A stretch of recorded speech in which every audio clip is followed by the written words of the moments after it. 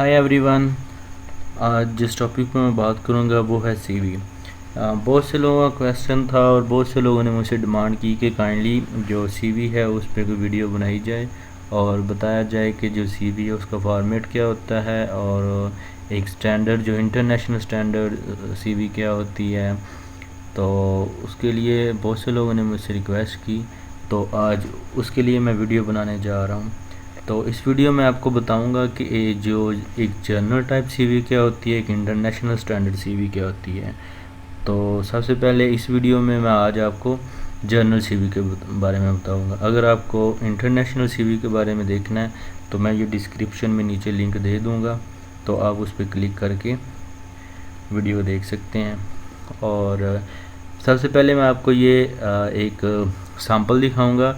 इस सैम्पल में आपको मैं बताऊंगा कि कौन कौन सी जो एक जनरल सीवी के लिए कौन कौन सी रिक्वायरमेंट्स होती हैं, कौन कौन सी फिल्म डॉक्यूमेंट्स और क्या क्या उधर फिल करना और कैसे फिल करना होता है। और अगर आपने इंटरनेशनल स्टैंडर्ड सीवी देखनी है तो उसके लिए मैंने आपको पहले बताया कि मैं डिस्क्रिप्शन में लिंक दे दिया, आप उसको देख सकते हैं। तो सीवी जो आपको पता है कि सीवी एक स्टूडेंट का कह लें कि एक आईडी कार्ड होता है, ठीक है। स्टूडेंट की मुकम्मल इंफॉर्मेशन सीवी में इनक्लोज होती है। तो मैं आज आपको बताऊंगा कि सीवी कैसे बनाते हैं।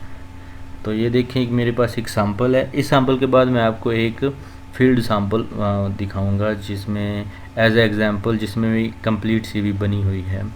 तो ये एक जर्नल टाइप है, ये एक इंटरनेशनल स्टैंडर्ड नहीं है। मतलब इसमें जर्नल टाइप आप इसको इस सेंस में कह सकते हैं कि जो ऐसे स्टूडेंट होते हैं जिनका कोई एक्स्ट्रा कैरिकुलम नहीं होता, कोई पब्लिकेशन नहीं होती, कोई रिसर्च वर्क नहीं होता, तो उनके लिए एक जर्नल सी सीवी होती है।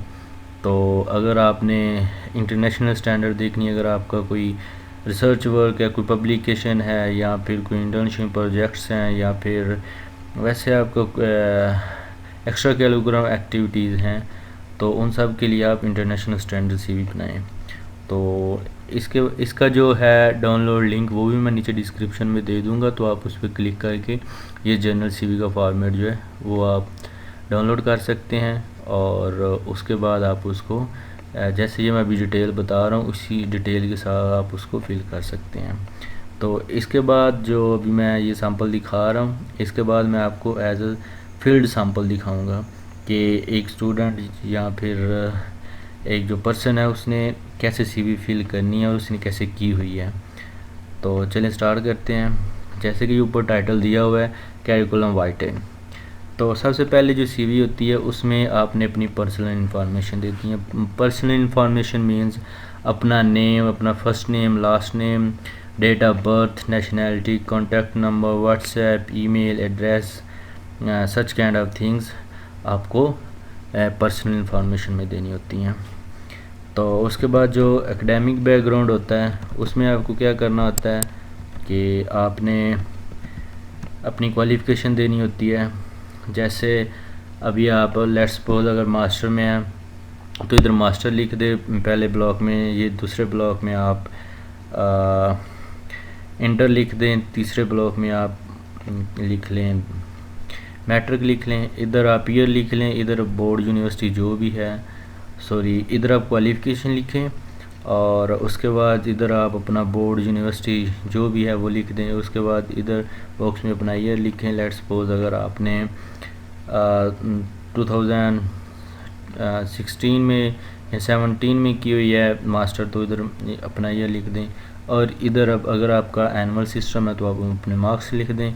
अगर आपका सेमेस्टर सिस्टम है तो आप CGPA लिख दें। उसके बाद जो एक्स्ट्रा कैरिकुलम या करिकुलम जो एक्टिविटीज़ हैं वो आपने लिखनी है इधर। तो इसमें आ सकता है कि आपने कोई वॉलंटियर एक्टिविटीज़ की होंगी या फिर जैसे कोई स्पोर्ट्स एक्टिविटी की होंगी, तो ऐसे की जो भी वॉलंटियर एक्टिविटीज़ जो आपके कह लें कि स्टडी से हट की जितनी भी एक्टिविटीज़ हैं वो इधर आप लिस्ट कर सकते हैं। और उसके बाद जो है वो कंप्यूटर एंड अदर स्किल्स, अगर आपकी MS वर्ड में स्पेशलिस्ट हैं तो MS वर्ड में लिख दें, और अगर एक्सेल में है, पावर पॉइंट में है, ग्राफिक डिज़ाइनिंग में है, या फिर आपको कोई स्टैटिस्टिकल पैकेज आता है। स्टैटिस्टिकल पैकेज मींस कोई स्टैटिस्टिक सॉफ्टवेयर जिसके थ्रू जो रिसर्च वगैरह होती है उसका इंस्ट्रूमेंट यूज़, उसके जो एनालिसिस है उसके लिए जो सॉफ्टवेयर यूज़ करते हैं उसको स्टैटिस्टिकल पैकेज कहते हैं। तो आप जितनी भी आपको कंप्यूटर के रेलिवेंट जितनी भी आपने कोई एक्सपीरियंस या प्रैक्टिकल या जितनी भी आपको प्रैक्टिकल वर्क में या जो भी एक्सपीरियंस है तो आपने कंप्यूटर और अदर स्किल में लिखना है। तो ऐसे ही अब आपकी कम्युनिकेशन स्किल, अगर आपकी नेटिव लैंग्वेज उर्दू है, जैसे पाकिस्तान में मोस्टली उर्दू है या फिर इंग्लिश है या फिर पंजाबी है, तो आप उस हिसाब से अपनी स्पीकिंग, लिसनिंग, रीडिंग उसी स्किल के साथ आप मेंशन कर दें। अगर आपकी इंग्लिश नेटिव नहीं है तो ज़ाहिर सी बात है आप लोगों की जो लिसनिंग, स्पीकिंग, जो रीडिंग है या फिर राइटिंग है वो इतनी अच्छी नहीं होगी। तो उर्दू अब आपकी जो नेटिव लैंग्वेज है तो वो ज़ाहिर सी बात है वो एक्सीलेंट ही होगी। ऐसे ही पंजाबी भी, तो अगर आप पंजाबी हैं तो पंजाबी लिख दें, अगर आप मतलब जो भी आपकी मदर लैंग्वेज है वो आप इधर लिख दें। तो ये एक जर्नल सीवी थी। इसके बाद मैं आपको एक फील्ड सैंपल दिखाता हूँ एग्जांपल के कैसे एक स्टूडेंट अपनी सीवी फिल की हुई है। तो ये देखें, ये सबसे पहले नाम, अब अपना फर्स्ट नेम और देन सेकंड नेम, उसके बाद आप अपनी डेट ऑफ बर्थ लिखनी है। तो अब इसकी नेशनैलिटी पाकिस्तानी है तो आपकी जो नेशनैलिटी है आपने अपनी नेशनैलिटी लिख देनी है। उसके बाद आपने अपना आईडी कार्ड नंबर वो लिखना है। अगर आपका आईडी कार्ड नहीं है तो आप अपना इधर पासपोर्ट नंबर लिख सकते हैं। उसके बाद आपने अपना व्हाट्सएप नंबर देना है और उसके बाद आपने अपनी इधर जीमेल देनी है। जैसे इस स्टूडेंट ने दिया आपने भी ऐसी अपनी जीमेल देनी है। उसके बाद आपने अपना जो होम एड्रेस है वो देना है। आपने ट्राई करना है कि जो परमानेंट एड्रेस है ना, जिसमें आपको ईमेल्स या फिर कोरियर सर्विस जो परमानेंट है वो दें, टेम्परेरी से अवॉइड करें। और उसके बाद जो है एकेडमिक उसमें आ जाएं। तो ये देखें, आपने जो सबसे पहले जो आपकी लेटेस्ट डिग्री है वो ऊपर वो रखनी है।